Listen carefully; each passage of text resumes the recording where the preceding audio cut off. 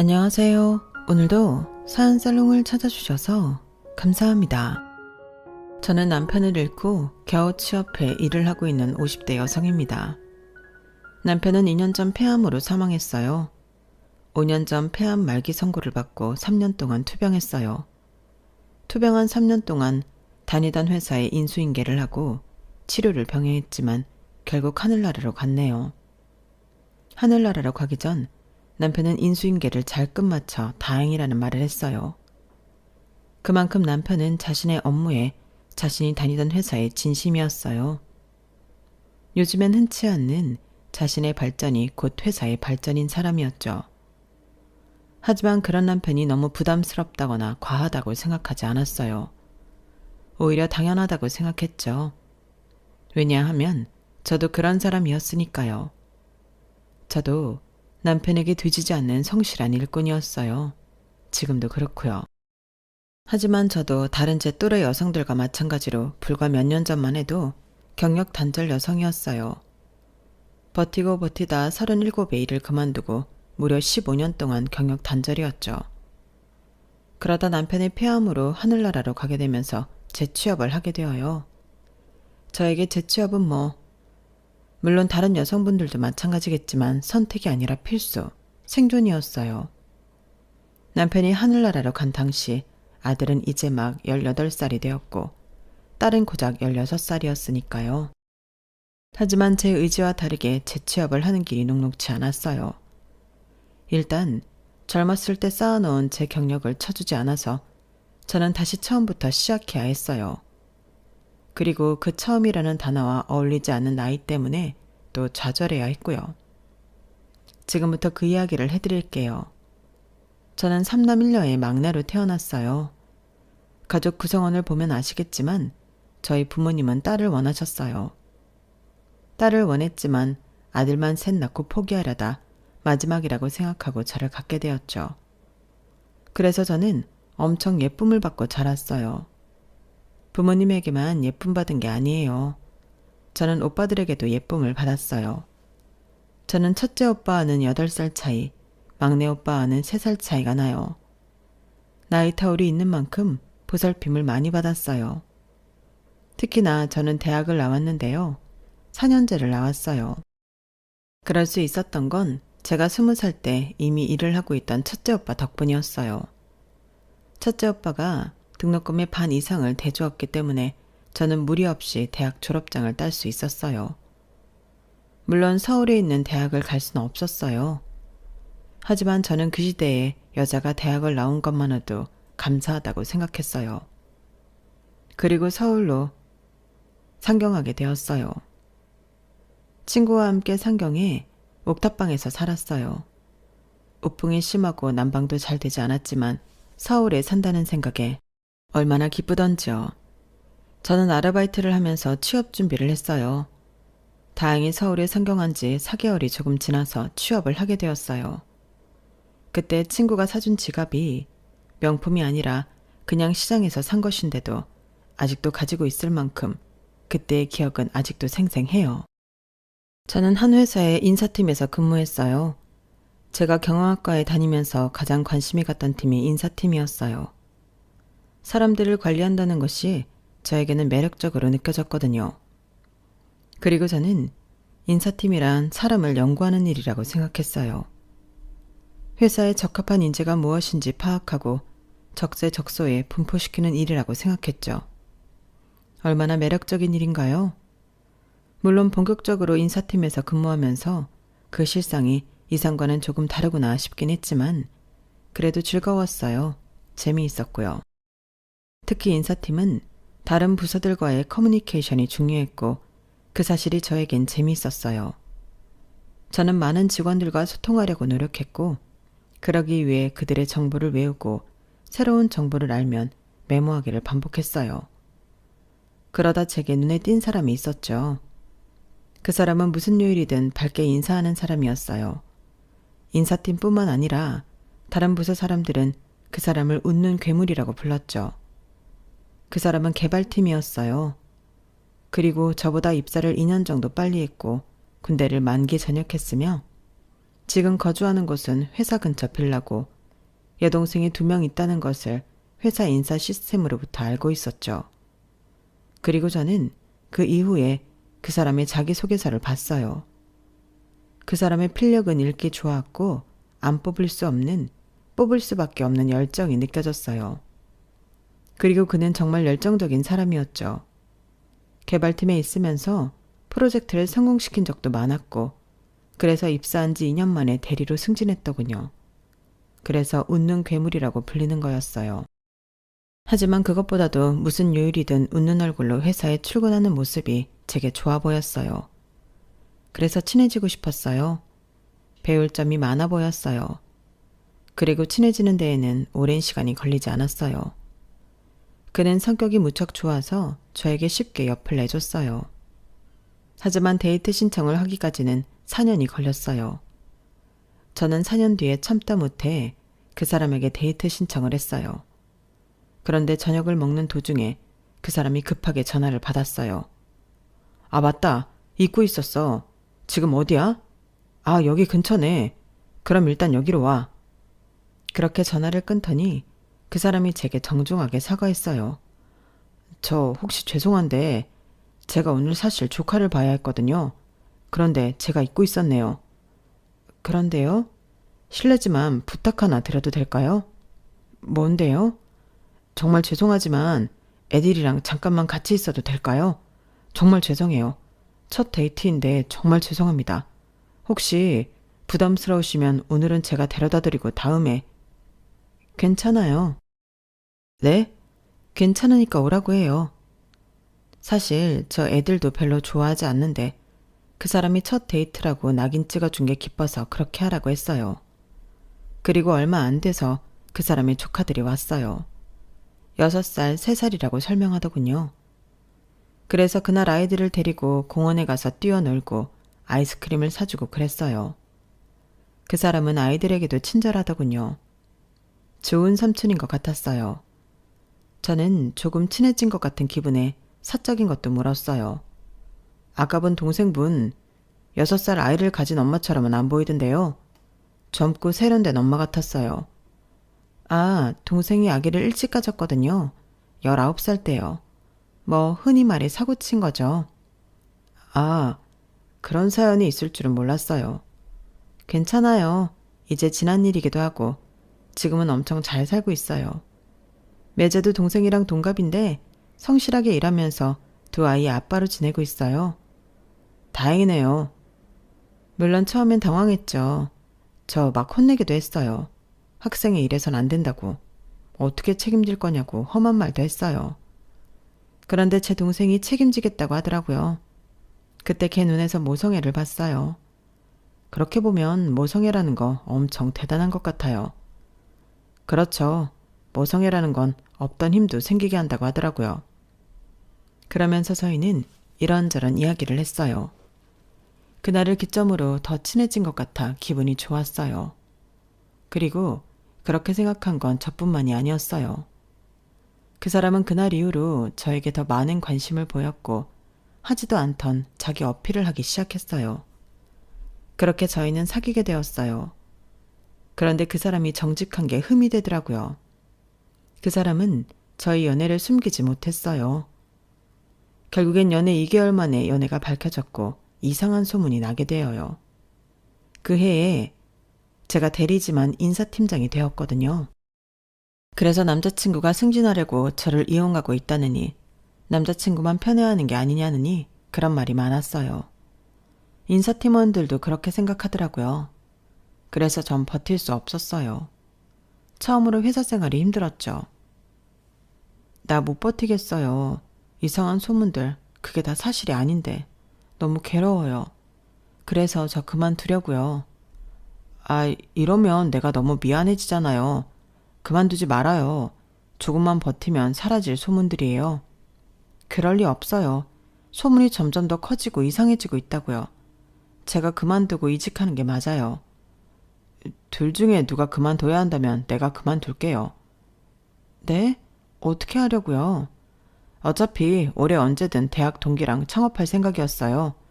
시기가 좀 빨라졌다고 생각하죠. 뭐 난 괜찮아요. 난 잘 해낼 테니까. 그렇게 남자친구는 퇴사를 하고 창업을 해요. 그리고 1년 뒤 회사 정원이 50명이 넘도록 성장시키죠. 그러자 남자친구가 저를 회사 인사팀 부장으로 스카우트하려고 했어요. 그리고 저에게 청혼을 했어요. 그래서 저는 결혼식을 올리고 신혼여행을 다녀온 뒤에 퇴직을 했어요. 그리고 남편 회사로 들어갔죠. 남편 회사에서 저는 약속한 대로 인사팀 부장이 되었어요. 사람들이 대표 와이프라고 낙하산이라고 저를 무시하거나 욕할 수 없게 저는 열심히 일했어요. 그러다 1년 뒤 아들을 가졌죠. 아들을 가진 뒤에도 저의 열정은 식지 않았어요. 저는 임신 8개월 때까지 출근을 했고 출산 직전까지 재택근무를 했어요. 그리고 출산하고 나서는 고향에 있던 어머니를 서울로 오시게 해서 갓난아이를 맡기고 복귀했어요. 그렇게 2년 동안 다시 일을 했고 딸을 가졌죠. 딸을 가졌을 때도 아들, 딸와 마찬가지로 똑같이 일을 했어요. 출산 직전까지 일을 했죠. 그리고 마찬가지로 갓난아이를 어머니에게 맡긴 뒤에 회사로 복귀할 생각이었어요. 그런데 딸아이가 너무 보채더라고요. 저와 떨어지면 무작정 울었어요. 3살까지는 아이가 울어도 떼어놓고 출근을 했어요. 나중엔 괜찮아지겠지 생각했어요. 하지만 아이는 편도가 부을 정도로 울었고 나아질 기미가 보이지 않았어요. 그래서 일을 그만둘 수밖에 없었어요. 저도 엄마니까요. 그리고 육아를 했어요. 처음엔 그런 생각을 했어요. 아이를 키우면서도 아이가 초등학교에 들어가면 초등학교를 졸업하면 이러면서 복귀를 할 생각을 했어요. 그런데 중학교, 고등학교를 들어가니 손이 더 가더라고요. 울지만 않을 뿐이죠. 그래서 저는 아이들을 등원 등교시키기 위해 운전면허를 따고 아이들뿐 아니라 남편의 건강을 위해 식단도 짜면서 엄청난 노력을 해요. 그러면서 저의 복귀는 희미해져 가죠. 그러다 보니 세월이 15년도 더 흘렀네요. 하지만 정확하게는 경력 단절이 된 지 11년째 되던 해에 발동이 걸려요. 그때 남편이 폐암 말기 판정을 받거든요. 의사도 회복할 수 없다고 말했고 희망이 없었어요. 망연자실한 남편 옆에서 저는 너무 슬펐고 무너질 것 같았고 매일 울었어요. 하지만 언제까지 울 수 없다고 생각했어요. 그 당시 아들이 6살, 딸이 14살이었으니까요. 한참이나 더 키워야 했고 요즘에 대학 안 가는 애들이 없으니 대학도 보내야 하니까요. 그래서 저는 그때부터 재취업을 준비했어요. 그간 경력으로 취업을 도전했어요.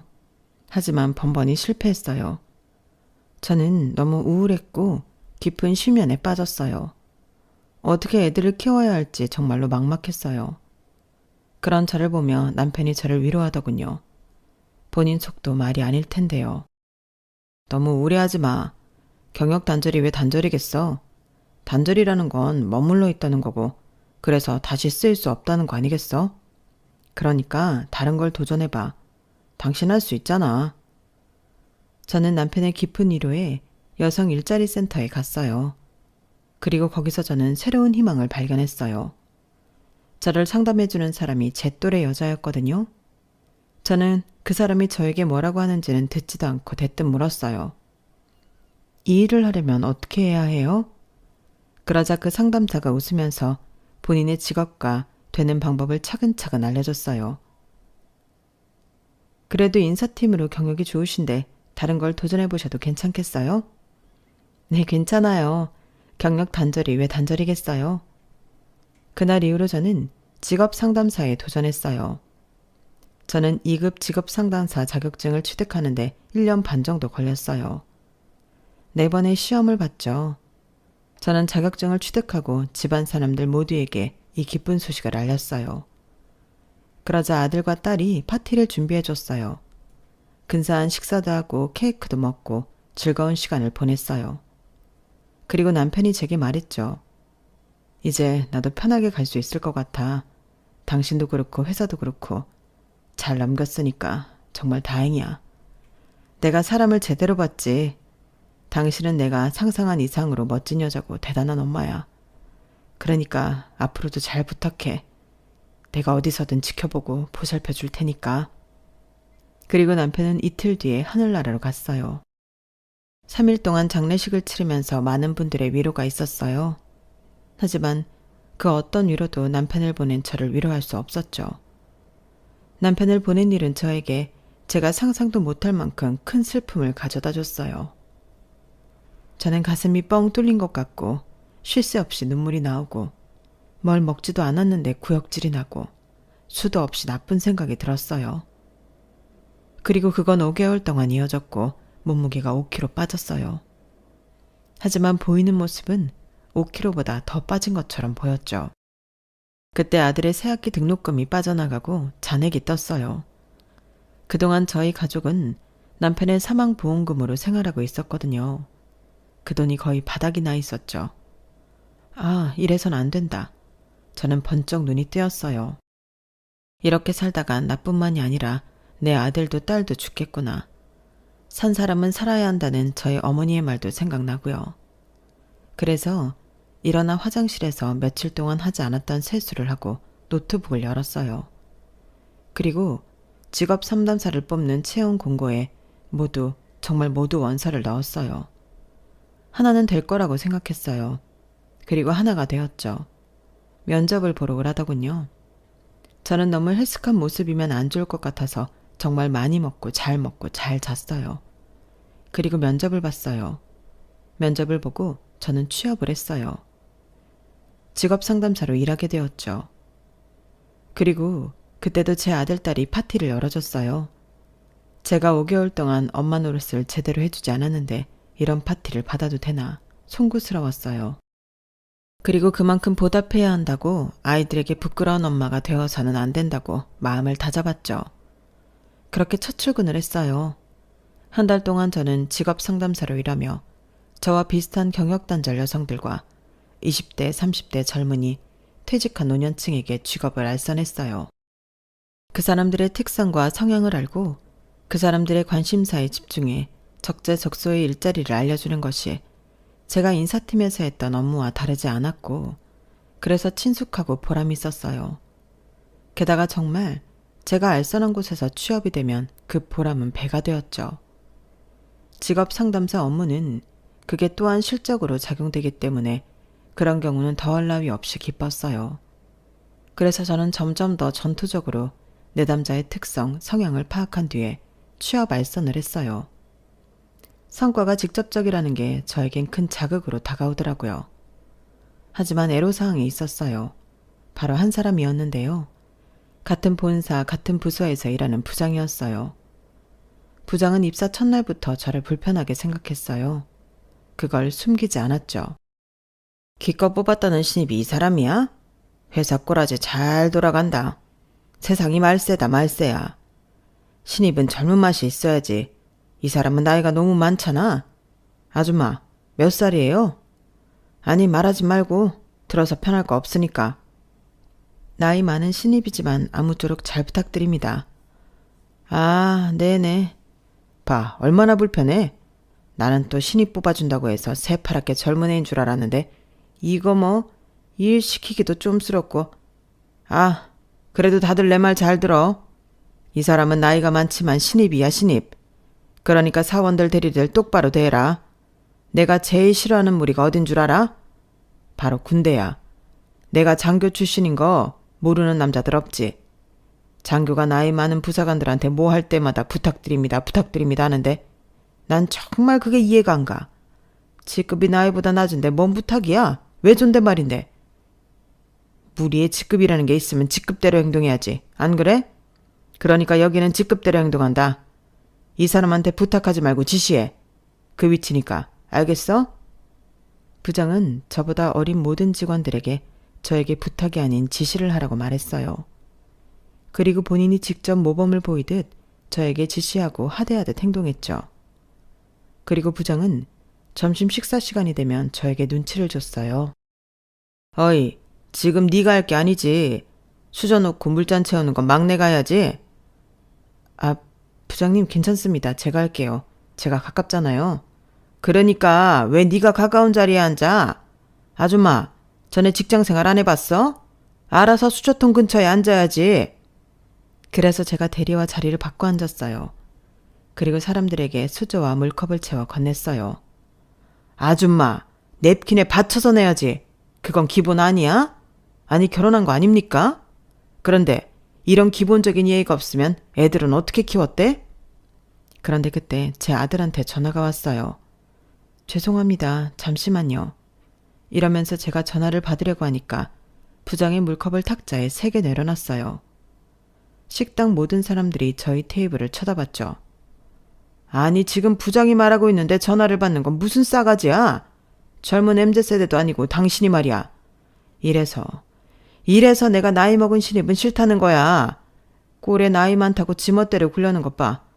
아우 야 너희들도 그러니까 니네 여자들 말이야. 결혼하고 애 낳을 거면 진짜 그만둬. 그리고 그만두고도 다시 재취업할 생각도 하지 마. 니네도 저렇게 안 될 것 같지? 아줌마 되면 다 저래. 안 저런 아줌마 본 적이 없다. 애초에 여자는 직원으로 뽑으면 안 된다니까. 밥맛 떨어져서 원. 저는 그 이야기를 듣고 식당을 빠져나와 화장실에서 울었어요. 도중에 전화를 끊어서 아들이 무슨 일이냐고 문자를 보냈는데 답장도 하지 못했죠. 그리고 저는 화장실에서 충격적인 소리도 들었어요. 아 진짜 아줌마 하나 잘못 들어와서 팀 분위기가 이게 뭐냐? 그전에도 괜찮은 분위기는 아니었지만 이 정도로 최악은 아니었잖아. 게다가 갑자기 불똥은 왜 우리가 맞는데? 결혼하고 애 낳을 거면 진작 그만두라고? 다시 취업할 생각도 하지 말라고? 뭔 그런 소리래. 그러니까 아니 그 아줌마도 이상해. 왜 개기려고 해? 항상 부장님이 그런 소리 하면 눈 부릅뜨고 대들려는 듯이. 그러니까 부장님이 더 그러지. 회사는 미쳤다고 그런 신입을 뽑냐? 솔직히 우리도 좀 불편해. 엄청 불편하지. 뭐 지시 하나 내리려면 엄마 뻘인데 나도 모르게 부탁드립니다 소리 나오잖아. 그런데 그렇게 말하면 부장님이 대뜸 혼내고. 진짜 그 아줌마한테 뭐 일을 시키기 싫다니까? 안 그래? 그러고 보니 소미 씨는 그 아줌마 사수잖아. 안 힘들어? 저 개인적으로 무슨 말 해본 적 없어요. 애초에 유대관계가 안 쌓인다니까요. 뭐 공통점이 있어야 말 좀 붙이고 친해지지. 그리고 부장님이 그러시니까 말 붙이기도 불편해요. 그런데 저도 그분이랑 친해질 마음은 없어서 그냥 이대로 시간만 보내는 거죠. 빨리 시간 지나서 들이다셨으면 좋겠어요. 그러게 차라리 다른 신입 들어올 정도로 시간이 지났으면 좋겠다. 저는 화장실에서 그 소리를 듣고 이 회사엔 제 편이 없구나 싶었어요. 그리고 그날은 그 길로 조퇴하고 집으로 갔어요. 집에서 집안일을 끝내고 TV를 봤어요. 그런데 너무 적적하더라고요. 그래서 집에서 쉬는 친구 하나를 불러 카페를 갔어요. 친구는 저보다 결혼을 일찍 해서 두 아이 다 대학생이에요. 하나애는 졸업반이고요. 그래도 1년만 고생하면 한 명 남았네. 부럽다 부러워. 야, 요새는 취업 전까지 아니 취업하고도 키워야 해. 캥거루족 몰라? 아, 캥거루족 들어는 봤어. 너네 애들 알아서 잘하잖아. 안 그러겠지?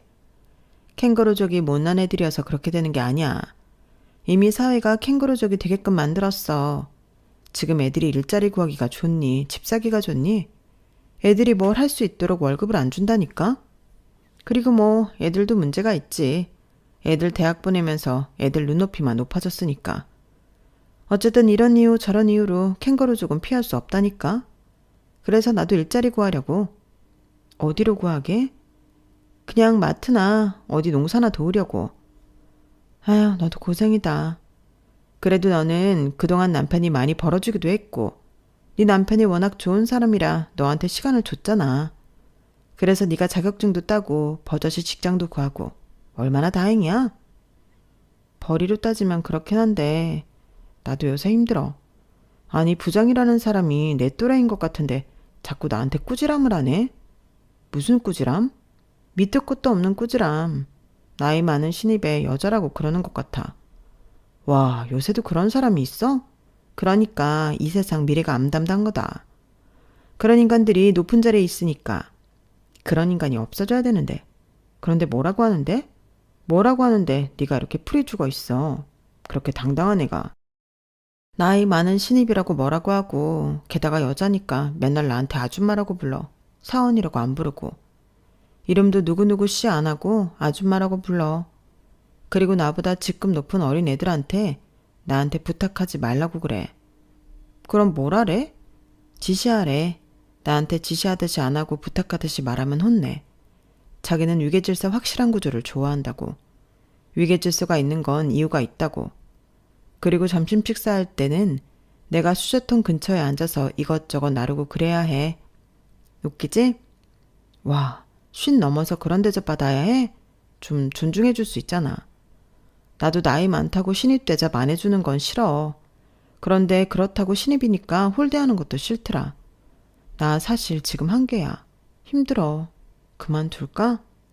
야, 그만두긴 뭘 그만둬.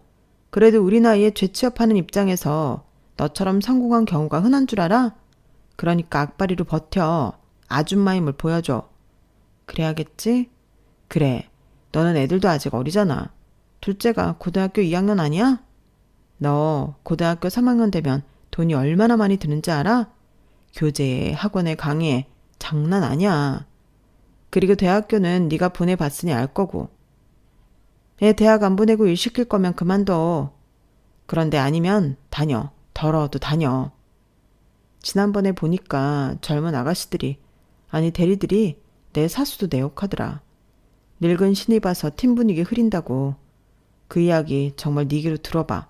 버티라는 소리 안 나올걸? 더럽지. 그 꼴 아주 간사하고 더럽지. 걘 뭐 안 늙을 것 같대? 걔네들도 우리처럼 다 늙고 결혼할 거고 애도 낳을 거고 다 우리처럼 되게 되어 있어. 그때 아주 피눈물 흘리며 후회할 거다. 내가 그러지 않고 나는 그러지 않았으면 세상이 달라졌을까 하고 그럴 거야. 그런데 그건 나중 일이고 우린 지금을 봐야지. 당장의 학원비, 우리 생활비 생각해야지. 그러니까 나랑 얘기하면서 훌훌 털어내고 잊고 내일 출근해. 출근해서 웃는 얼굴에 침 못 뱉는다고 웃어. 웃어버려. 저는 친구가 준 용기에 다시 한번 일어났어요. 그리고 저는 친구의 말을 명심하고 출근을 했어요. 커피를 사들고 가서 웃으며 팀원들에게 전했어요. 무슨 좋은 일 있어요? 아니요. 그냥 좋은 일이 있으면 해서요. 그리고 부장이 왔어요. 저는 커피를 부장에게 건넸어요. 그러자 부장이 웬 몹쓸 짓을 본 것처럼 치우라고 하는 거예요. 난 늙은 아줌마가 주는 커피 안 마십니다. 김대리, 나 믹스 한 잔만. 그리고 일이나 하세요. 이상한 수 쓰지 말고. 결제 서류 없어요? 부장이 언제부터인가 결제 서류를 다 저보고 가지고 오라고 했거든요. 저는 제 책상에 놓은 결제 서류를 확인하고 있었어요. 거 봐도 모를 거니까 그냥 통째로 들고 와요. 뭘 한다고 보고 있어? 저는 웃자 하면서 서류들을 들고 부장 책상으로 갔어요. 그리고 서류들을 내밀었어요. 부장은 하나씩 사인을 하다가 한 서류에서 멈칫했어요. 오탈자네. 이런 중요한 서류에 오탈자가 있으면 돼?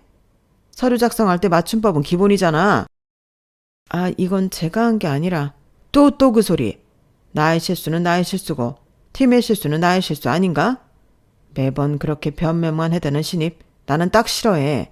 이런 식으로 일할 거면 때려쳐. 부장은 틈만 나면 저를 혼내고 꼭 때려치우라는 소리를 했어요. 저는 친구와의 다짐을 기억하며 웃는 얼굴을 했어요. 왜 계속 웃어? 이번엔 미친 거야? 아줌마, 내 말을 제대로 알아들은 거 맞아? 이런 식으로 할 거면 때려치우라고. 부장님, 저를 왜 매번 미워하시는지 모르겠습니다. 저 일 못하지 않잖아요. 이제껏 제가 한 일 중 처리되지 않은 건 없습니다. 제가 늑다리 신입이라 싫어하시는 거 아는데 이젠 그만하실 때 되지 않았나요? 제가 웃으며 그렇게 말하자 부장은 하! 하고 헛웃음을 치며 제게 삿대질을 했어요. 오늘 아주 대단히 미쳤구만. 부장 앞에서 못하는 소리가 없네. 나이 값하는 겁니까? 이사원? 네, 맞습니다. 늑다리 신입이라 싫습니다. 됐어요? 그렇게 실랑이를 하다가 저는 자리로 돌아왔고 부장은 씩씩거리며 사수에게 일 똑바로 가르치라고 소리를 질렀어요. 네가 제대로 안 가르쳤기 때문에 저게 나를 물러보는 거야. 알아? 저는 이 방법도 아닌 방법이구나 속으로 생각했어요. 그리고 점심시간이 끝날 무렵 제 사수를 찾아가 사과했어요. 한 번도 화를 내지 않던 사수는 그때 저에게 화를 내더군요. 제가 참은 건 부장님이 저한테 직접적으로 본인 일로 짜증내고 혼내지 않아서예요. 그런데 오늘은 뭐죠? 왜 그런 식으로 행동한 거예요?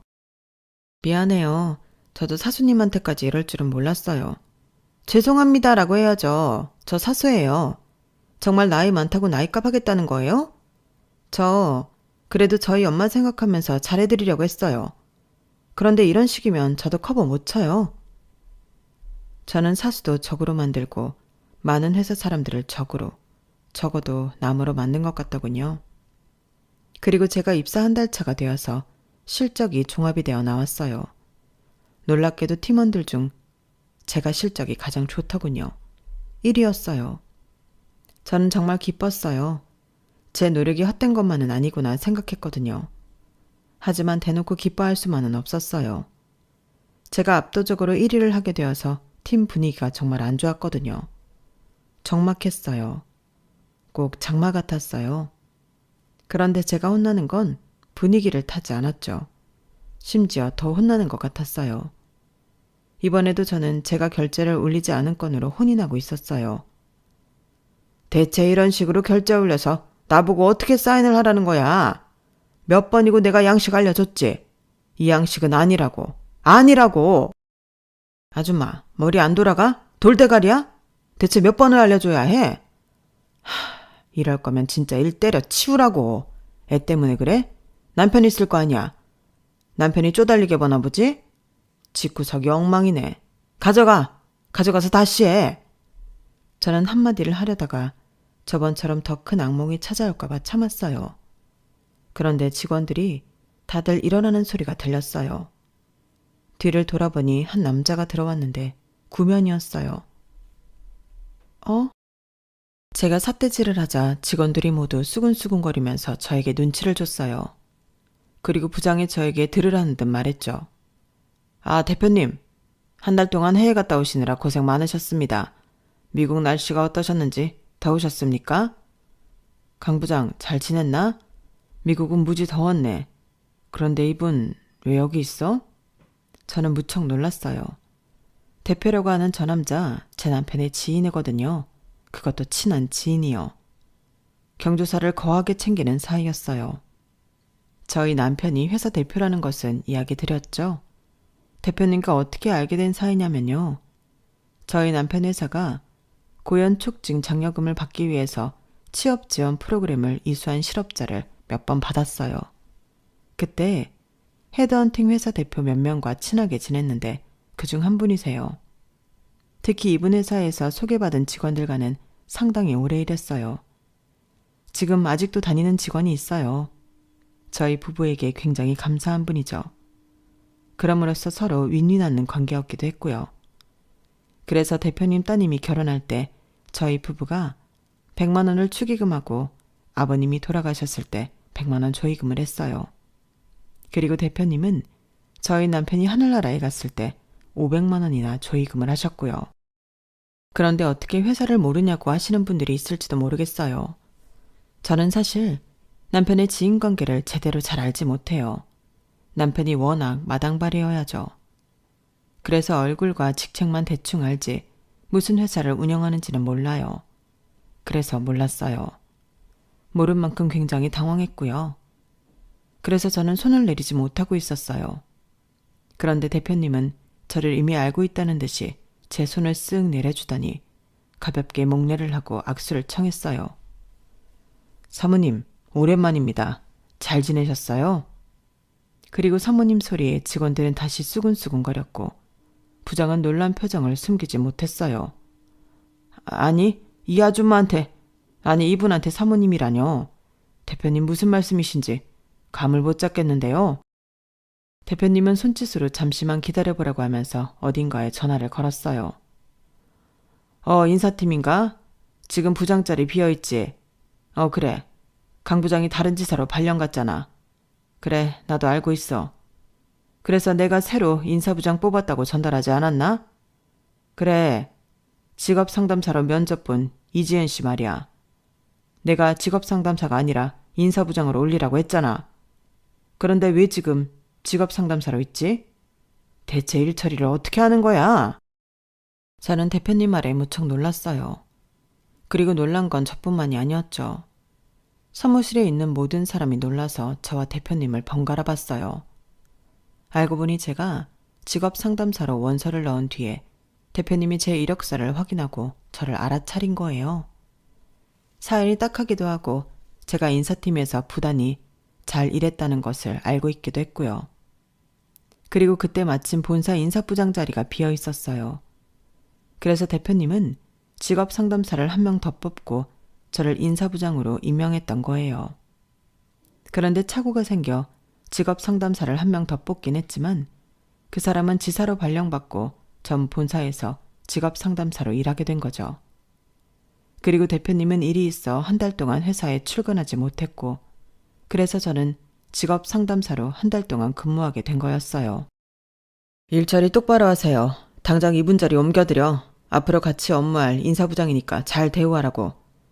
그런데 내가 없을 때 더 꼼꼼하게 일 처리해야 하는 거 아니야? 오늘 이렇게 처리한 사람 내 방으로 올려보내.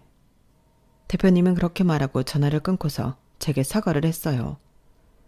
제가 분명 지시를 내렸는데 직원이 잘못 알아들은 모양입니다. 한 달 동안 여기서 일한다고 고생 많았어요. 이제 앞으로 하시던 일 하면 됩니다. 인사부장으로요. 기뻤어요. 이제껏 몸바쳐 일한 제 경력이 인정된 것 같아서요. 그리고 좋아하던 일을 다시 할 수 있어서 기뻤어요. 그런데 사실 저조차도 의문이 들었어요.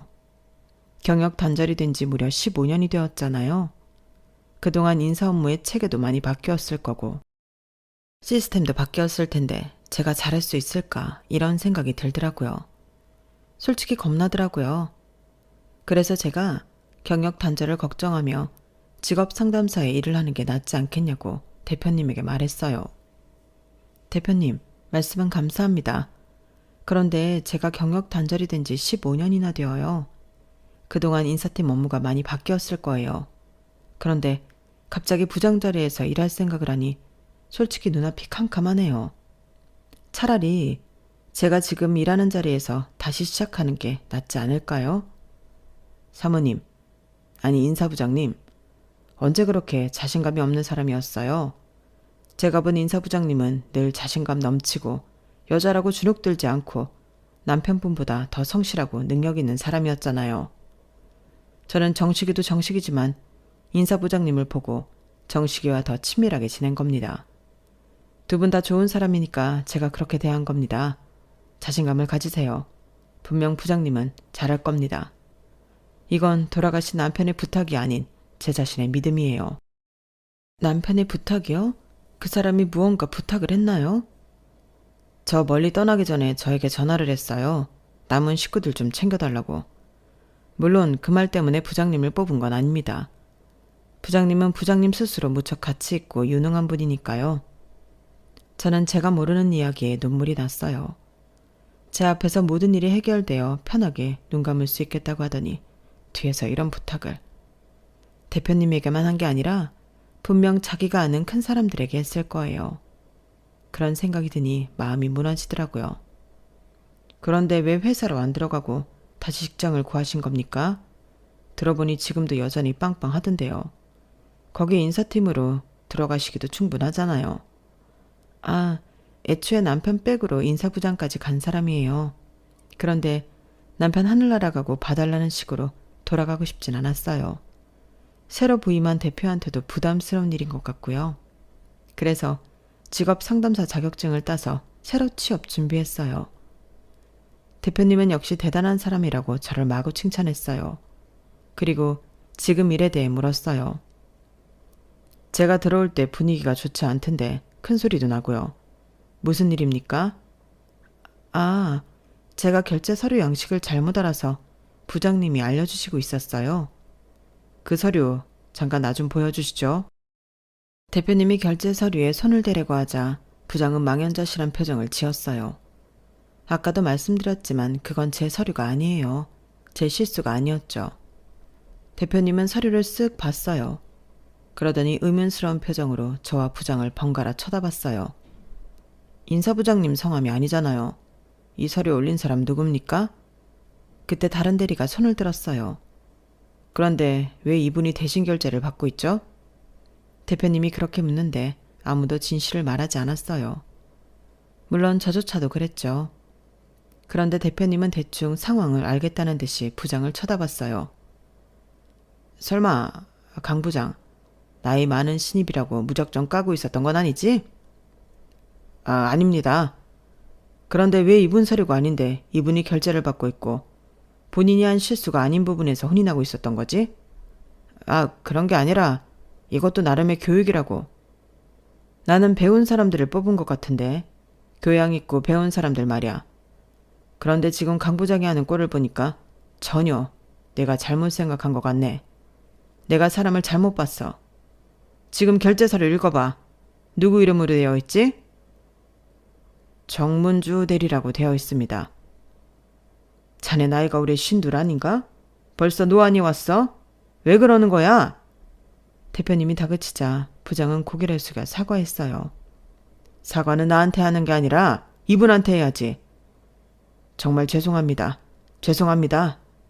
절박한 사과를 받고 저는 인사팀으로 짐을 옮겼어요. 그리고 인사부장으로서 일을 시작했어요. 다행히 적응하는데 오랜 시간이 걸리진 않았어요. 그리고 저는 인사이동 업무를 맡았어요.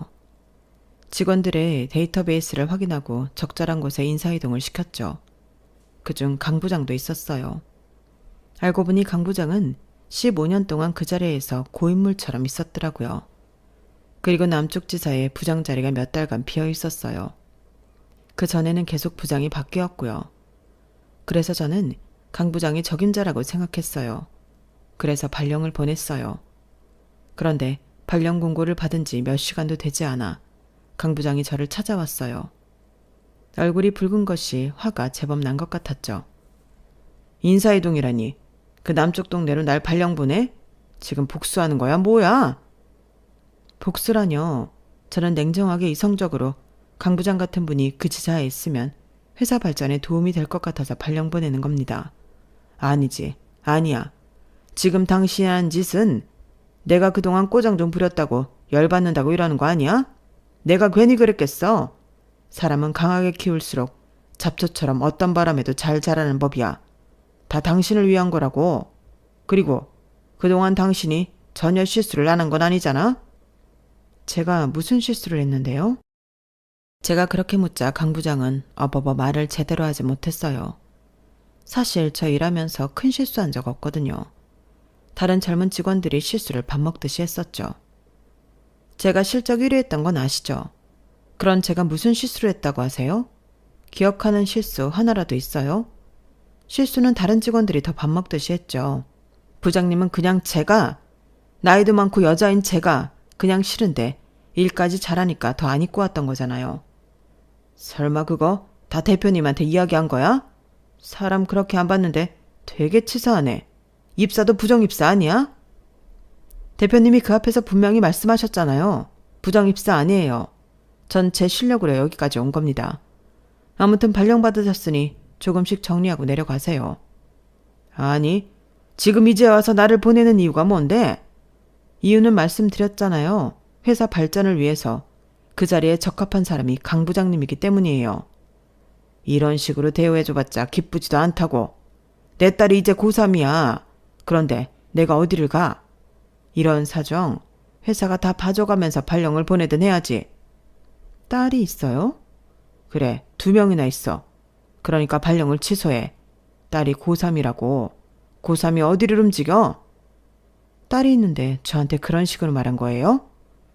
그렇게 말하자 강 부장 눈이 흔들렸어요. 혼자 내려갈 건지 가족 다 같이 내려갈 건지 결정하세요. 그래야 집을 구해주든지 하죠.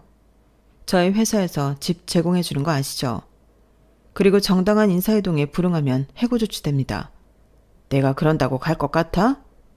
그럼 해고되시는 거죠. 그리고 이제 나도 부장인데 말 가라가면서 해라. 나이도 보니까 내가 1살 더 많더만. 어디다 대고 말을 줄여.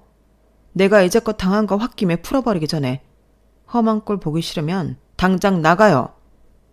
그리고 강 부장은 일주일 동안 발령에 불응하다가 정말 해고 조치될 것 같으니 남쪽 지사로 갔어요. 주말 부부를 한다고 하더군요. 가끔 올라와서 회사 직원들도 보는 것 같던데 볼 때마다 행색이 엉망이라고 하더라고요. 그리고 저는 어엿한 인사팀의 부장으로 거듭나기 위해 매일 노력 중에 있어요. 당당한 부장이 되면 떳떳한 엄마이자 아내가 될 수 있을 거라고 생각해요. 그리고 하늘에서 보고 있을 당신에게 오늘 이 사연을 바칩니다. 제 사연은 여기까지입니다. 들어주셔서 감사합니다. 사람의 인연은 어디에서 어떻게 이어질지 모르는 것 같습니다. 인생이란 게 살수록 어려운 것 같은데 현명하게 잘 살아봐야지요. 저에게 용기를 주세요. 모두들 건강하시고 행복하세요.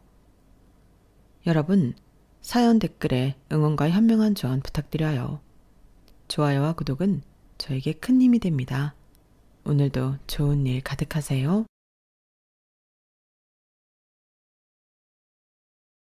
안녕하세요. 오늘도 사연 살롱을 찾아주셔서 감사합니다.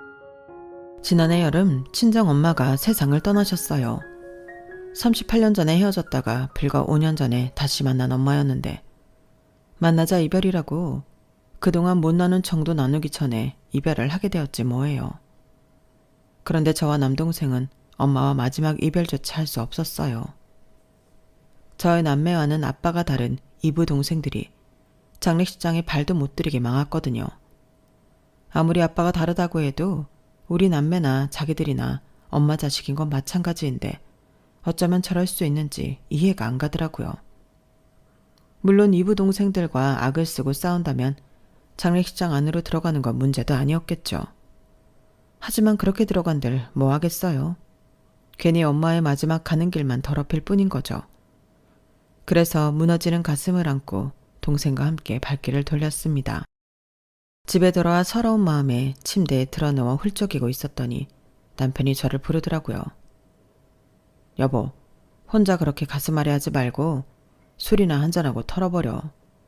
당신이 그러고 있으면 장모님께서 발길이 떨어지시겠어? 제 마음을 풀어주려고 술상까지 차려준 남편의 마음이 고마워서 못하는 술을 마셨더니 그대로 잠이 들고 말았지 뭐예요. 그런데 엄마가 제 꿈에 찾아오신 거예요. 엄마는 병색이 전혀 느껴지지 않을 정도로 밝은 얼굴로 제게 중요한 말씀을 해주셨는데 그 얘기를 듣고서야 이부 동생들이 왜 그런 짓을 벌였는지 알겠더라고요. 꿈이었지만 정말 분통이 터져서 말도 잘 안 나올 정도였어요. 그런데 꿈에서 깨고 보니 정말 꿈에서 엄마가 해주신 말씀 그대로인 거 있죠. 그럼 지금부터 저희 엄마의 죽음에 얽힌 기가 막힌 사연을 전해드리겠습니다. 저희 부모님은 집안의 반대를 무릅쓰고 결혼을 하셨어요. 당시만 해도 남편 얼굴도 모른 채 부모가 정해주는 혼처에 따라 결혼을 하던 시대였으니 파격 그 자체라고 해도 과언이 아닐 거예요. 저희 아빠는 중학교 교사였는데 박봉에도 불우한 학생들 학비도 대주시고 집에 불러다 밥도 먹이시고 할 정도로 인정이 넘치는 분이셨어요. 그러니 옆에서 모든 걸 다 해내야 하는 엄마가 얼마나 고생이셨겠어요. 그런데도 엄마는 싫은 내색 하나 안 하시고 묵묵히 아빠가 하자는 대로 따르셨어요. 그러다 보니 아빠 월급만으로는 생활이 힘들어서 엄마가 따로 일을 하셔야 했는데 결혼한 여자가 살림하고 애 키우면서 제대로 돈벌이 할 게 뭐 있겠어요. 그나마 저희 엄마가 바느질 솜씨가 좋으셔서 일감을 받아다 집에서 바느질을 하시곤 했는데 그게 일하는 시간에 비해 벌어들이는 돈이 그리 많지 않았어요. 그래서 결국엔 아빠 몰래 날품팔이까지 하셨어요. 한동안 아빠 모르게 일을 하셨는데 하필 그걸 학부형한테 들킨 거예요. 학부형한테 비밀로 해달라고 부탁을 했지만 세상에 비밀이 어디 있나요? 엄마가 날품팔이 한다는 소문은 학부형들을 통해 아빠 귀에까지 들어가게 되었고 결국 그 일로 두 분은 말다툼까지 하게 되셨어요.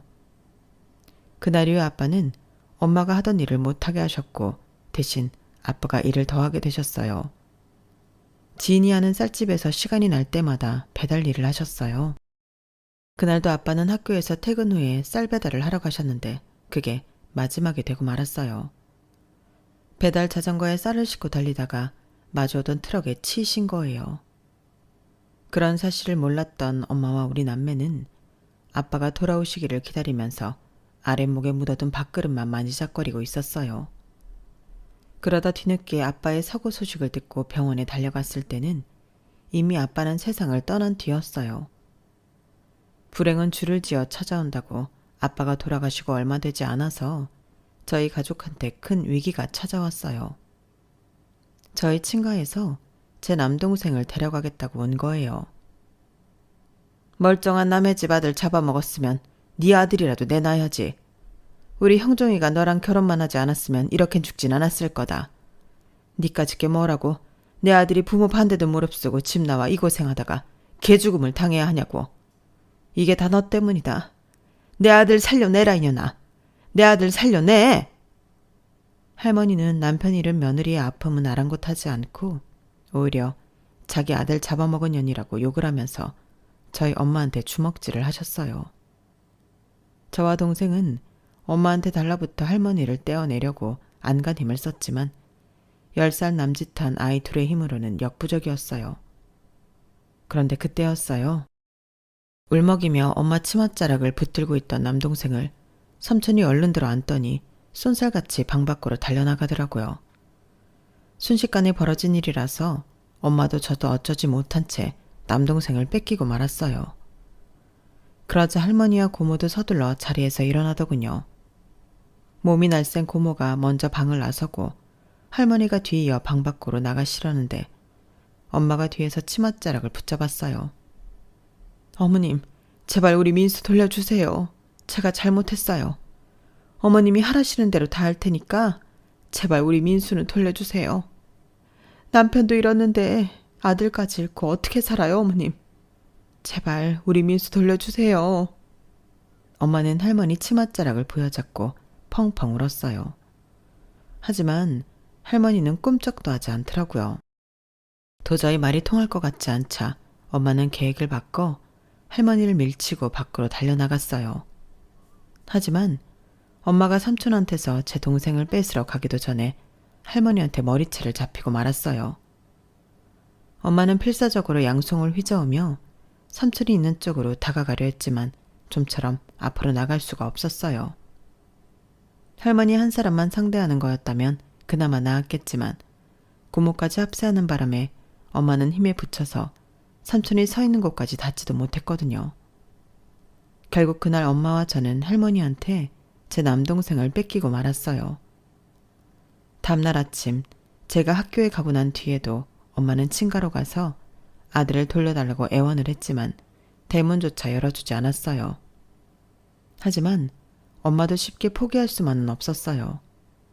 매일같이 본가로 가서 대문 앞에 쭈그리고 앉아 문이 열리기만을 기다렸으니까요. 그렇게 일주일쯤 지났을까요? 그날은 일요일이라서 저도 엄마와 함께 본가로 가보려고 준비를 하고 있었는데 집 앞에 웬 승용차가 멈추더라고요. 당시만 해도 그런 차를 타고 다니는 사람이 드물던 때라서 꽤나 돈이 있는 집 사람인가 보다 생각했어요. 그런데 그 차에서 내린 사람이 우리 집으로 들어오지 뭐예요. 엄마는 그 사람을 보자 버선발로 마당에 내려가 인사를 했어요. 그분이 바로 제 친할아버지셨거든요. 부모가 반대하는 결혼을 했던 아빠는 가족들과 연을 끊고 집을 나왔고 결혼식도 올리지 못한 채 혼인신고만 하고 엄마랑 살았기에 저는 친할머니와 친할아버지를 아빠가 돌아가신 후에나 보게 된 거예요. 할아버지께서 엄마와 단둘이 하실 얘기가 있다고 해서 저는 밖으로 나왔어요.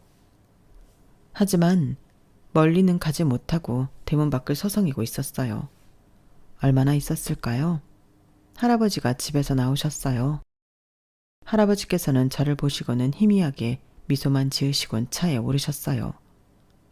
그런데 집 안에 들어가 보니 엄마가 등을 돌린 채 앉아서 어깨가 들썩이도록 흐느끼고 계셨어요. 할아버지한테 혼난 거냐고 우리 민수 안 준다고 그러냐고 물었더니 아니라고 하면서도 눈물이 그치지 않더라고요. 그런데 며칠 뒤 엄마가 그러시는 거예요.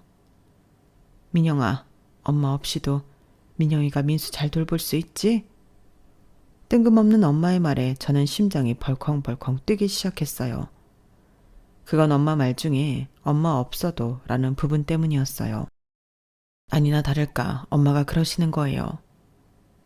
민영아, 엄마가 생각해 봤는데 아무래도 네가 할아버지 댁에 들어가 사는 게 좋겠어. 그러면 민수도 챙길 수 있고 너도 지금보다 훨씬 편하게 살 수 있을 거야. 할아버지가 약속하셨거든. 네가 원하면 대학 공부까지 시켜주시겠다고. 너도 알겠지만 엄마 힘으로는 민수랑 너 제대로 키우기 힘들어. 대학은커녕 당장 먹고 사는 것도 힘들어질 거야. 그러니까 할아버지 댁에 가서 잘 살아. 민수 외롭지 않게 누나인 네가 옆에서 잘 돌봐주고. 그럴 수 있지? 싫어. 나 대학 안 가도 되니까 엄마랑 살래. 엄마, 나 할아버지한테 보내지 마. 나 엄마랑 살 거야. 네가 안 가면 민수는 그 어린 게 낯선 집에서 혼자 지내고 있는 게 누나인 넌 걱정도 안 되니? 엄마가 없으면 누나가 엄마 대신이야. 네가 동생을 안 챙기면 누가 챙겨? 그러니까 징징대지 말고 가. 엄마도 이젠 홀가분하게 살고 싶어. 그러니까 가라고. 집은 다 싸놨으니까 이따 할아버지 오시면 따라가. 엄마도 이젠 혼자 편히 살고 싶다고. 엄마는 마음에도 없는 말을 하면서 저를 다그치셨어요.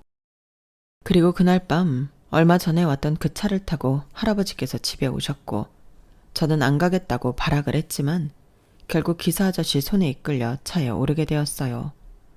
그리고 그날 이후 엄마를 만날 수 없었어요.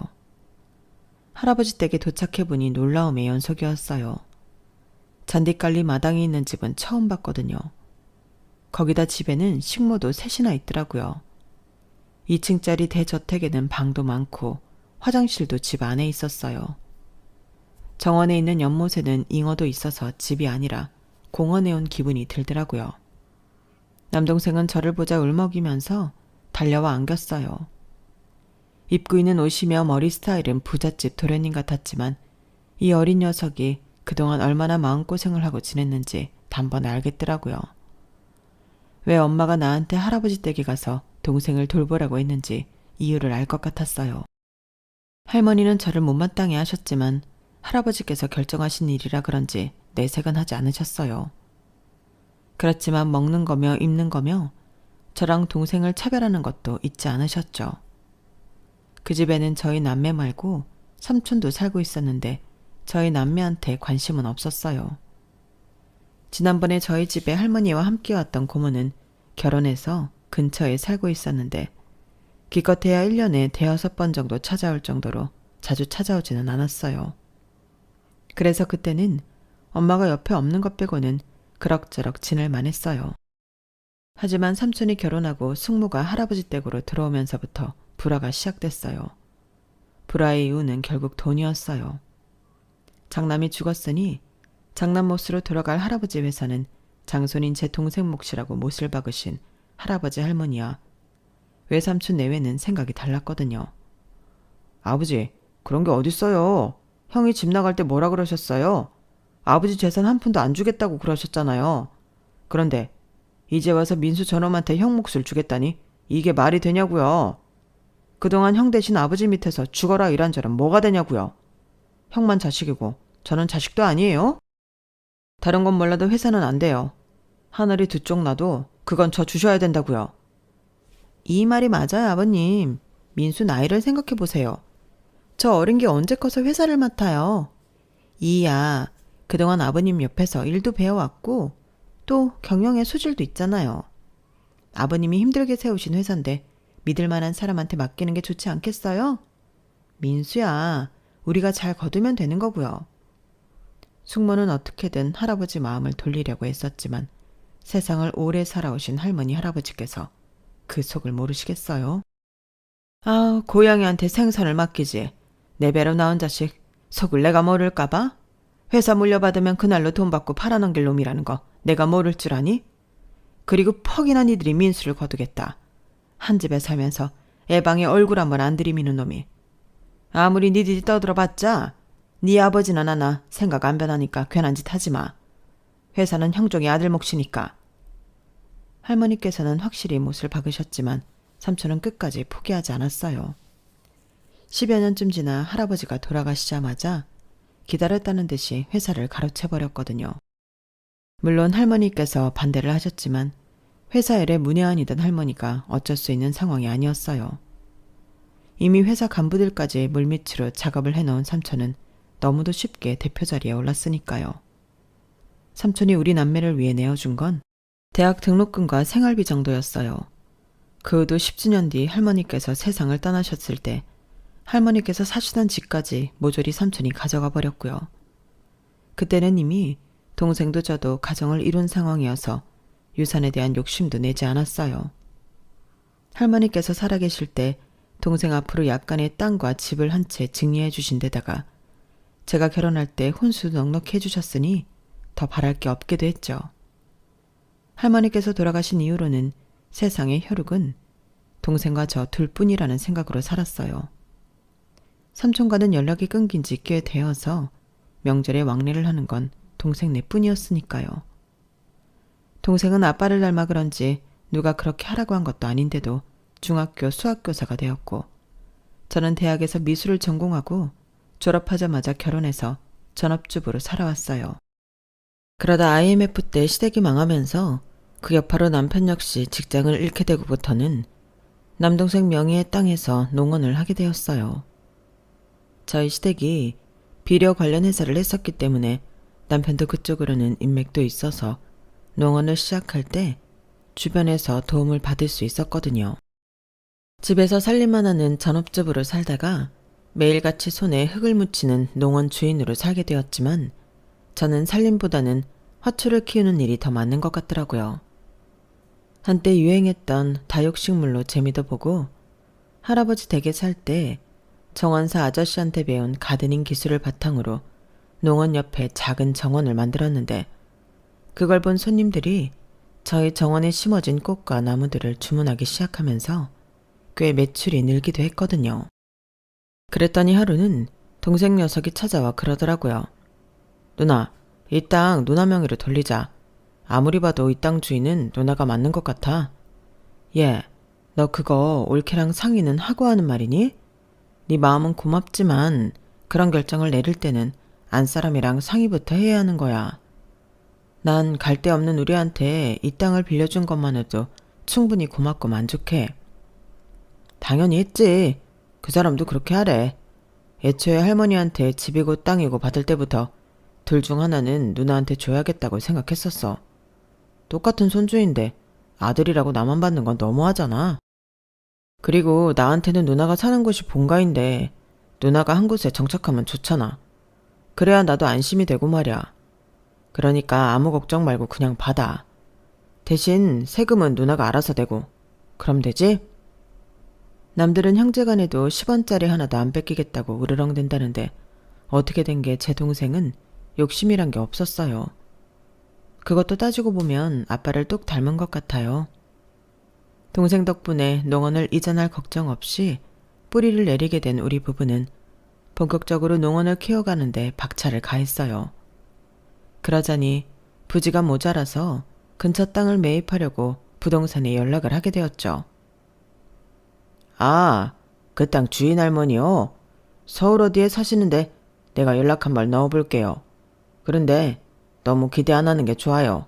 땅 안 팔 테니까요. 그 땅 일대가 개발된다는 소문이 돌아서 한창 땅값이 올랐을 때 땅 사겠다는 사람들이 돈다발 들고 줄지어 찾아왔는데도 할머니가 꿈쩍도 않으셨거든요. 개발도 무산되고 그때 땅 팔았으면 떼부자 되는 건데 말이에요. 암튼 연락은 해볼 테지만 너무 기대는 마요. 그리고 다음날 바로 연락이 왔어요. 부동산 중개사 말대로 그 땅 주인 할머니는 땅을 안 팔겠다고 했다나 봐요.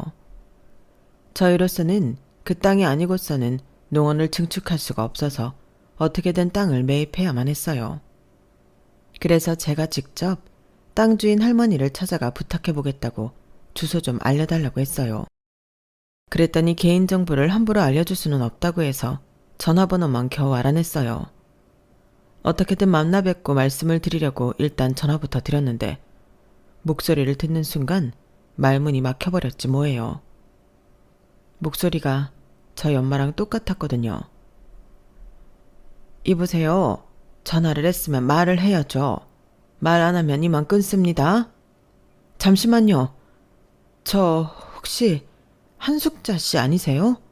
네, 내가 한숙자 맞습니다만 어디십니까? 정확한 우리 엄마 이름까지 확인하고 나니 눈물이 왈칵 흘러내렸어요. 수화기 너머로 울먹이는 소리를 들으셨는지 엄마도 목소리가 떨리기 시작했어요. 혹시 민영이니? 맞지? 우리 민영이 맞는 거지? 저를 울먹이며 기어들어가는 목소리로 네라고 대답했고 엄마는 그 목소리를 용케 알아들으시곤 이내 울먹이기 시작하셨어요. 한참을 수화기를 붙들고 울먹이기만 했던 우리 모녀는 겨우 진정을 하고는 지난 세월을 어떻게 살아냈는지 얘기를 나눴어요. 저는 할아버지 댁에서 살아온 얘기를 해드렸고 동생 민수가 아빠처럼 중학교 수학선생이 됐다는 것과 내가 현재 할머니가 동생한테 주신 땅에서 농원을 하고 있다는 것까지 모두 말씀드렸어요. 오늘 전화를 한 것도 농원 옆에 땅을 사려고 연락을 했던 거라는 것도요. 그러자 엄마는 울먹이시면서 그랬구나 를 말하셨어요. 비록 엄마와 떨어져 살았지만 돈 많은 존모의 도움으로 어려움 없이 살았던 우리 남매와 달리 엄마는 꽤 힘든 세월을 살아오셨더라고요. 저희 남매를 시댁에 보내고 이듬해 재가를 하게 된 엄마는 전차가 남긴 자식이 셋이나 있는 집에 들어가 엄마가 둘을 낳아 통 5아이를 키우고 살았다고 했어요. 전차 자식들이 저희 엄마는 싫어했어도 핏줄은 땡겼는지 이복 동생들은 잘 챙겨서 그나마 큰 걱정 없이 살았지만 재혼했던 남편도 10년도 채 안 돼서 세상을 떠나버리는 바람에 혼자 5아이를 벌어먹여야 했다고 하더군요. 다행히 농사를 짓던 남편 앞으로 땅이 있어서 애들과 함께 농사를 지으며 살았다고 했어요. 넉넉하지는 않았지만 그래도 입에 풀칠은 할 수 있었다고요. 그러다 전처 자식 셋이 하나 둘 집을 떠나고 엄마가 낳은 아들 둘을 키우고 살다가 지금은 땅을 팔고 서울에서 살고 있다더라고요. 그러면서 엄마가 저희 농원으로 찾아오시겠다는 거예요. 연세도 있으신데 어떻게 여기까지 오세요? 그러지 마시고 민수가 서울에 사니까 민수한테 모시고 오라고 할게요. 엄마 사시는 곳 주소 좀 알려주세요. 어차피 동생한테도 알려야 할 일이라서 동생을 시켜 엄마를 농원으로 모시고 오라고 했어요. 그렇게 저보다 먼저 엄마를 만나게 된 동생은 제가 그랬던 것처럼 한참이나 엄마를 끌어안고 울었다고 하더군요. 저희 농원에 도착했을 때 엄마랑 동생 눈이 퉁퉁 부어있는 걸 보고 안 봐도 어떤 상황이었는지 짐작이 갔어요. 그날 우리 남매와 엄마는 38년 만에 다시 만나 그동안 못다 했던 이야기를 나눌 수 있었어요. 그날만큼은 남편이 배려를 해줘서 거실에다 요를 펴고 엄마랑 우리 남매랑 나란히 누워 밤새 지난 이야기를 하며 모처럼 회포를 풀 수 있었어요. 그날 이후 엄마는 동생 내외와 함께 자주 저희 농원에 오셨고 제가 가꾼 정원을 둘러보시면서 꽃도 같이 심으시고 잡초도 같이 뽑으시면서 시간을 보내셨어요. 그리고 저희가 사려고 했던 땅도 내주셔서 남편은 농원 증축 작업을 시작할 수 있었죠. 땅을 사려다가 생각지도 못한 엄마를 만나게 되다니. 이래서 만날 사람은 어떻게든 만나게 되어 있다고들 하는가 보다 생각했답니다. 엄마랑 다시 연락을 하고 살게 되니 이부 동생들도 궁금해져서 한번 자리를 만들어 볼까 했는데 다들 사는 게 바쁜지 선뜻 저희를 보겠다는 말은 안 하더라고요. 사람이 목소리를 들으면 그 사람이 나를 반기는지 아닌지 정도는 알 수 있잖아요. 그런데 이부 동생들은 하나같이 제 전화를 달가워하지 않았어요. 나이 차이가 나는 누나라서 그런가 싶어 제 동생한테 연락을 해보게 했지만 역시나 마찬가지더라고요. 그래서 엄마가 살아계시는 동안 이부 동생들을 본 건 2-3번이 고작이었어요. 그나마도 잠깐 인사 정도만 하고 헤어진 거라서 길게 얘기를 나눠볼 시간은 없었어요. 그래도 빨리 정을 붙이는 게 좋겠다 싶어 제가 자주 전화를 하곤 했는데 한 번은 저랑 통화 중에 지 부인한테 이런 말을 하더라고요. 먹고 살기 바빠 죽겠는데 왜 이렇게 전화를 하나 몰라. 귀찮으니까 앞으로는 당신이 대신 받아. 어머머? 자기 형제를 왜 나한테 떠넘겨? 나도 싫어. 누나라는 사람도 참 그렇지. 이부 동생이면 거의 남인데 뭐 뜯어먹겠다고 연신 전화질이래. 제가 없는 데서 하는 말도 아니고 수화기를 들고 이런 말을 했다는 건 저보고 들으라고 하는 거랑 뭐가 다르겠어요. 그래서 이후로는 전화도 삼가하고 지냈어요. 엄마를 만난 건 참 좋은 일인데 떨어져 지낸 시간 동안 엄마가 많이 늙으셔서 마음속에서 늘 혹시 엄마가 잘못되면 어쩌나 그 걱정뿐이었어요.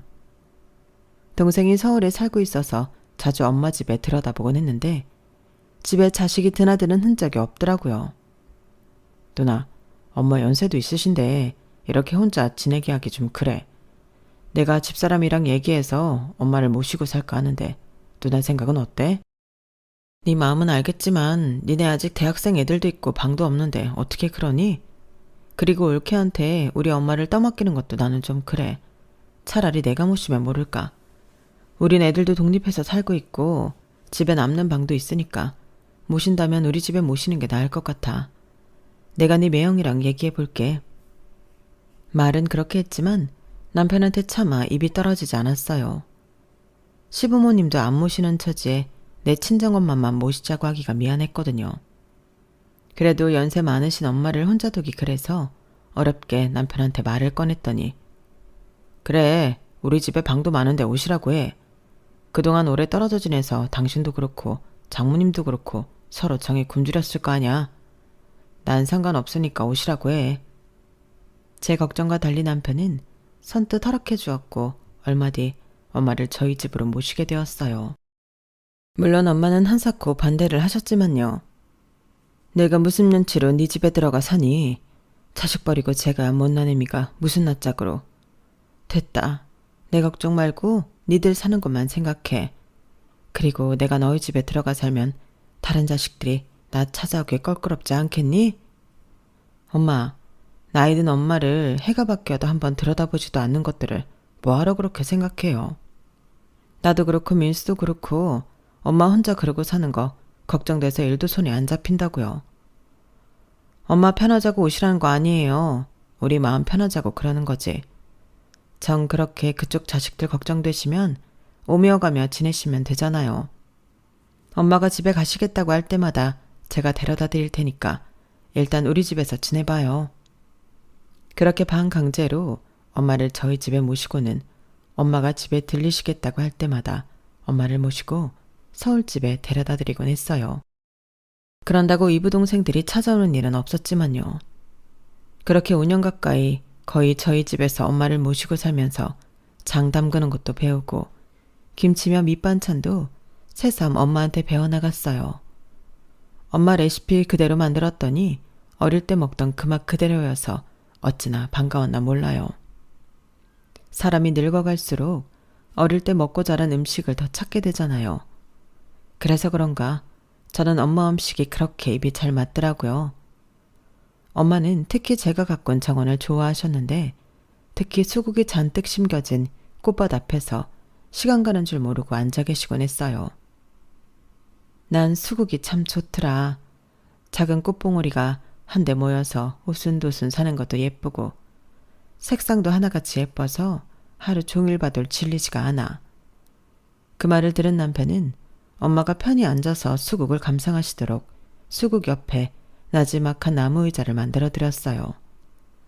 그리 대단한 솜씨는 아니었지만 장모님을 생각하는 사위의 마음이 담겨서 그런지 엄마도 그 의자를 무척 좋아하셨어요. 그렇게 함께하지 못했던 시간을 보상이라도 받듯이 제 곁에서 5년 가까이 머무르시던 엄마는 서울에 사는 이부 동생을 만나러 가야 한다고 하셔서 제 남편이 그 집에 데려다 드렸는데 며칠 뒤 병원에 입원을 하셨다는 연락이 온 거예요. 노안에 치매까지 심해져서 더는 거동도 힘들어져서 그렇게 됐다고 하더군요. 저랑 같이 지내실 때 이미 치매 초기 증상이 보이긴 했어도 이렇게 갑자기 심해질 줄은 몰랐기 때문에 괜히 서울집에 보내드린 것 같아 후회가 됐어요. 그런데 평소 엄마를 거들떠도 안 보던 이부 동생들이 자기 척까지 끌고 와서는 지들이 간병을 할 테니 저는 오지 말라고 하지 뭐예요. 벌쩡한 우리 엄마 데려다가 얼마나 부려먹었길래 노인네가 이렇게 됐냐고요. 그러고도 뻔뻔하게 엄마를 보겠다고요? 참, 두고 맘대로. 앞으로 우리 엄마 얼굴도 볼 생각 말아요. 엄마 장례식에도 오지 말라고요. 바락바락 대들며 제게 소리치는 이부 동생을 보니 억울하고 화도 났지만 그쪽 입장에선 충분히 그럴 수 있겠다 싶어서 일단 마음이 진정될 때까지 기다려보자 생각했어요. 대신 이부 동생네도 생활은 해야 하니까 간병인은 내가 불러주겠다고 했어요. 이부 동생네외도 그것까지는 막지 않더라고요. 그 덕에 저는 수시로 간병인과 연락을 하면서 엄마 상태를 들을 수 있었고, 엄마가 입원하시고 한 달이 조금 넘어갈 무렵 비보를 전해 듣게 되었어요. 엄마가 지난밤에 세상을 떠나셨다는 얘기였죠. 갑작스런 엄마의 부고에 동생을 불러 장례식장으로 갔어요. 그런데 마침 저를 발견한 이부 동생 중 둘째가 저희 남매 앞을 막아서지 뭐예요. 그 동생은 주변을 의식하는지 목소리를 낮춰가며 그러더군요. 여기가 어디라고 왔어요? 우리 엄마가 제가 한 거 사방에 소문낼 일 있어요? 누구 망신 주려고 여길 왔냐고요? 여기 형들이랑 누나들까지 와 있는데 자말 말고 돌아가요. 엄연히 따지자면 그쪽들은 호적에도 안 올라 있는데 우리 엄마 자식이라고 하기도 그렇잖아요. 그러니까 가세요. 당장 가라고요. 그럼 그냥 문상객으로 온 것처럼 할게요. 제발 엄마, 마지막 가시는 곳만 보게 해줘요. 내가 이렇게 부탁할게요. 이 사람이 진짜 당장 안 꺼져요. 안 그럼 우리 형 부를 거예요. 이부 동생은 저를 떠밀며 당장 나가라고 소리쳤고, 그 바람에 동생과 저는 장례식장에 발을 들이지도 못한 채 발길을 돌려야 했어요. 사실 악을 쓰고 싸우든 난동을 부리든 하면 들어갈 수야 있었겠죠. 하지만 엄마의 마지막을 그렇게 망치고 싶지는 않았어요. 차라리 내가 속으로 피눈물을 흘리는 게 나으니까요. 동생도 저와 같은 생각이었는지 이부 동생한테 부탁조로 사정만 할 뿐 큰 소리는 내지 않더라고요. 그렇게 장례식장에서 쫓겨난 우리 남매는 터덜터덜 집으로 돌아왔어요. 너무 속상하고 억울해서 도저히 참을 수가 없었지만 그렇다고 누구한테 하소연도 할 수 없었어요. 내 부모와 우리 남매 사이의 일인데 남들한테 말해봤자 치부를 스스로 들추는 꼴밖에 안 되니까요. 그래서 침대에 누워 끙끙거리며 울고 있는데 남편이 다가와 술이라도 한잔하고 풀라고 그러더군요. 평소 술은 입에 잘 안 되는 저였지만 그날은 술이라도 마셔야 이 괴로움에서 벗어날 수 있을 것 같았어요. 그래서 한 잔 두 잔 술을 털어 넣었는데 어느새 잠이 들어버린 거예요. 그런데 꿈에 엄마가 고운 한복 차림으로 저희 정원에 오셔서는 평소대로 수국 옆에 놓인 나무 의자에 앉아 같은 얘기를 하지 뭐예요. 민정아, 나는 이 수국이 그렇게 좋구나. 작은 꽃봉오리가 한데 모여 오순도순 사는 것도 예쁘고 꽃이랑 잎이 수북해서 그 안에 뭘 숨겨도 보이지도 않잖니? 민정아, 내가 왜 하루 종일 수국 앞에 앉아 있었는지 아니? 엄마는 그 말을 하시고는 제 얼굴을 물끄러미 바라보셨어요. 마치 당신의 말뜻을 알아맞혀보라는 듯이요. 그리고 꿈은 거기서 깼어요. 그래서 맨발로 정원에 나가 수국 앞에 섰어요. 캄캄한 밤이라 유일하게 달빛만이 수국 위에 잔잔하게 떨어져 있는데 그게 참 묘하게 보이더라고요. 엄마가 한 말의 뜻이 뭘까 한참을 생각해봤지만 도무지 떠오르는 게 없었어요. 그리고 드디어 탈상을 하는 날이 되었어요. 이부 동생들은 우리한테 오지 말라고 했지만 그래도 엄마 관이 나가는 것만큼은 지켜보고 싶었던 우리 남매는 장례식장으로 향했어요. 이부 동생들한테 들키지 않게 멀찍이 떨어져서 발인을 지켜보고는 장지까지 따라가 엄마 유골이 납골당에 안치되는 것까지 지켜볼 수 있었어요. 다시 만난 뒤로 고작 5년간의 정을 쌓고 떠난 엄마가 한없이 그리웠지만 한편으론 5년 동안이라도 함께할 수 있어서 다행이라는 생각도 했어요. 그렇게 엄마 장례가 끝나고 일주일쯤 지났을까요? 아침 일찍 누가 대문을 부술 것처럼 두드리는 거예요. 남편이 나가봤더니 이부 동생들 내외가 마치 빗받으러 온 빗쟁이처럼 저희 집으로 밀고 들어오지 뭐예요. 그리고는 다짜고짜 그쪽한테 있지. 다 알고 왔으니까 당장 내놔. 아, 땅 문서 내놓으라고. 땅 문서라니 그게 무슨 소리예요? 어머 시침이 떼는 것 좀 봐. 저기요. 우리 어머님이 남긴 땅 문서 그쪽한테 있다는 거 다 아니까 시치미 그만 떼고 당장 내놓으세요. 그 인간들은 눈에 불을 켜고는 아침 대바람부터 알아듣지도 못할 말을 하며 우리 집 곳곳을 뒤지기 시작했어요. 장롱 속 이불을 다 헤집고 옷장이며 서랍장, 심지어 주방 서랍까지 죄다 뒤집어 까더라고요. 제 남편이 당장 그만두지 않으면 경찰을 부르겠다고 하는데도 아랑곳 않고 미친 년놈들처럼 뭔가를 찾느라 현안이 돼 있었어요. 그렇게 하고도 아무것도 나오지 않자 씩씩대며 그러더군요. 우리 엄마 앞으로 된 땅 당신도 알지? 근데 그 땅 문서가 왜 없냐고. 엄마가 분명히 그날 잠결하는 소리를 내가 다 들었는데 왜 없냔 말이야. 사정을 들어보니 엄마가 이부동생 집에서 정신을 잃고 쓰러진 날 병원으로 이송되는 구급차 안에서 그런 말을 하셨다나 봐요. 아버님이 주신 양평 땅을 50억을 준다고 팔려고 했지만 안 팔았다고요. 아마도 예전에 부동산 중개소에서 들었던 그 말인 것 같았어요. 지금 저희 농원을 증축해서 쓰고 있는 그 땅 얘기요. 그걸 말해줄까 하다가 이놈들이 이 땅 때문에 나랑 내 동생을 엄마 병문안도 못하고 장례식에도 참석 못하게 한 거다 생각하니 분통이 터져서 말해주기 싫더라고요. 대신 남편이 나서서 저 대신 한 소리 해주었어요. 이런 것들도 인간이라고. 그깟 땅이 탐나서 부모 잃고 외롭게 산 사람을 장례식에도 못 오게 해? 니들이 그러고도 인간이라고 할 수 있어? 내가 장모님이었대도 니들 같은 놈들한테는 절대 아무것도 안 남겼을 거다. 천륜도 저버리고 돈만 챙기려는 쓰레기 같은 것들한테는 10원 한 장 남겨주고 싶은 마음이 안 생겼을 테니까. 땅 문서인지 뭔지 우린 본 적도 없지만 있다 해도 니들 손에 안 남길 테니까 어디 니들 마음대로 해봐. 대신 이거 하나는 알아둬야 할 거야. 내 아내랑 처남한테 한 짓은 법정 가서도 니들한테 불리한 증거로 사용된 거라는 걸. 그 더러운 낯짝 꼴도 보기 싫으니까 당장 내 집에서 나가. 경찰 부르기 전에 당장 나가라고. 결국 그 인간들은 소득 없이 돌아갔고 그제야 꿈에서 엄마가 했던 말이 떠올라 수국이 심겨진 화단으로 갔어요. 그리곤 수국밭 안쪽을 살피는데 물에 젖은 흙 속에서 살짝 삐져나와 있는 비닐팩이 보이지 뭐예요. 그걸 파봤더니 주방에서 쓰는 이중 비닐팩 안에 든 문서가 보이는 거예요. 문서를 꺼내보니 저와 제 동생 이름으로 된 땅 문서더라고요. 저희 농원을 증축한 땅과 그 일대 땅들의 문서 말이죠. 그러니까 엄마는 돌아가시기 전에 이미 이 땅을 저희 남매 앞으로 해두셨던 거예요. 그리고는 이부동생들이 모르게 저희 집 화단에 숨겨놓으신 거고요.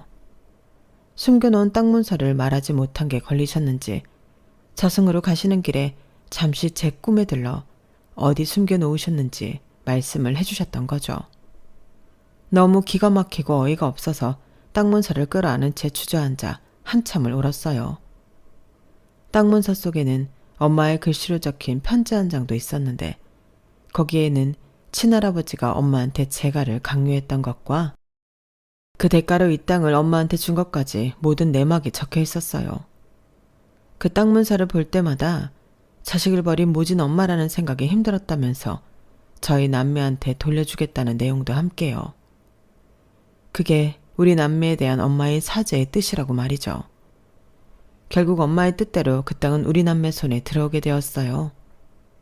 이부동생들이 법적으로 문제 삼을 거리도 없을 만큼 이미 깔끔하게 증여가 된 상황이었으니까요. 엄마가 평생 한스러운 마음으로 바라보셨을 이 땅에는 저희 농원 일부와 남동생 내외가 노후를 보낼 전원주택이 들어서 있어요. 그곳에서 우리 남매는 엄마의 마지막 5년을 함께했던 추억을 곱씹으며 살아가고 있답니다. 엄마, 다음 생에는 절대 떨어지지 말고 우리 함께 살아요. 그때는 내가 못다한 효도 다 해드릴게요. 지금까지 제 사연을 들어주셔서 감사합니다. 내리사랑이라는데 오늘은 참 그 말을 곱씹게 되네요. 부모님들도 우리도 모두 건강하게 행복했으면 좋겠습니다. 여러분, 사연 댓글에 응원과 현명한 조언 부탁드려요. 좋아요와 구독은 저에게 큰 힘이 됩니다. 오늘도 좋은 일 가득하세요.